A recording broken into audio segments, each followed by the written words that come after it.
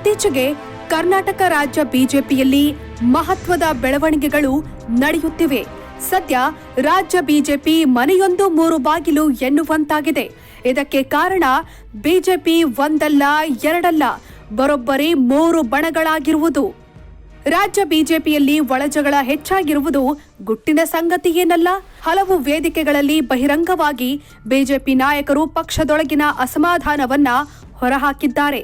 ಇತ್ತೀಚೆಗೆ ಬಿಜೆಪಿ ರಾಜ್ಯ ಉಸ್ತುವಾರಿಯಾಗಿ ರಾಧಾ ಮೋಹನ್ ಅಗ್ರವಾಲ್ ಮುಂದೆಯೇ ಬಣ ರಾಜಕೀಯ ಬಯಲಾಗಿದೆ. ಬಿಜೆಪಿಯಲ್ಲಿ ನಡೆಯುತ್ತಿರುವುದಾದ್ರೂ ಏನು? 3 ಬಣಗಳು ಹುಟ್ಟಿಕೊಂಡಿದ್ದು ಯಾಕೆ? ಹಾಗಾದ್ರೆ ಆ 3 ಬಣಗಳು ಯಾವುವು? ಇಲ್ಲಿ ಆಗ್ತಿರೋ ಪ್ರಸ್ತುತ ವಿದ್ಯಮಾನಗಳು ಏನು? ವಿಧಾನಸಭೆಯಲ್ಲಿ ಒಕ್ಕಲಿಗರನ್ನ ವಿಪಕ್ಷ ನಾಯಕ ಮಾಡಿದ್ದೇವೆ. ಸಂಘಟನೆಯಲ್ಲಿ ವೀರಶೈವ ಲಿಂಗಾಯತ ಸಮುದಾಯವನ್ನೇ ಮುಂದುವರಿಸುವುದು ಸೂಕ್ತ ಅಂತ ವಿಜಯೇಂದ್ರ ಪರ ಬ್ಯಾಟಿಂಗ್. ಹೀಗೆ ರಾಜ್ಯ ಬಿಜೆಪಿಯಲ್ಲಿ ಹಲವು ಭಿನ್ನಾಭಿಪ್ರಾಯಗಳು ಎದ್ದಿವೆ. ಅದರಲ್ಲೂ ವಿಜಯೇಂದ್ರ ಯಡಿಯೂರಪ್ಪರ ಪುತ್ರ ಬೇರೆ.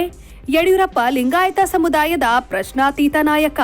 ಹೀಗಾಗಿ ಅವರನ್ನೇ ರಾಜ್ಯಾಧ್ಯಕ್ಷರಾಗಿ ಮುಂದುವರಿಸಬೇಕು ಅನ್ನೋ ಚರ್ಚೆ ಕೂಡ ಇದೆ. ಕಳೆದ 1.5 ವರ್ಷದಿಂದ ವಿಜಯೇಂದ್ರ ರಾಜ್ಯಾದ್ಯಂತ ಪಕ್ಷ ಸಂಘಟನೆ ಮಾಡಿದ್ದಾರೆ. ಪಕ್ಷದ ಕಾರ್ಯಕರ್ತರು ಹಾಗೂ ಮತದಾರರಿಗೆ ವಿಜಯೇಂದ್ರ ನಾಯಕತ್ವದ ಮೇಲೆ ಒಲವಿದೆ.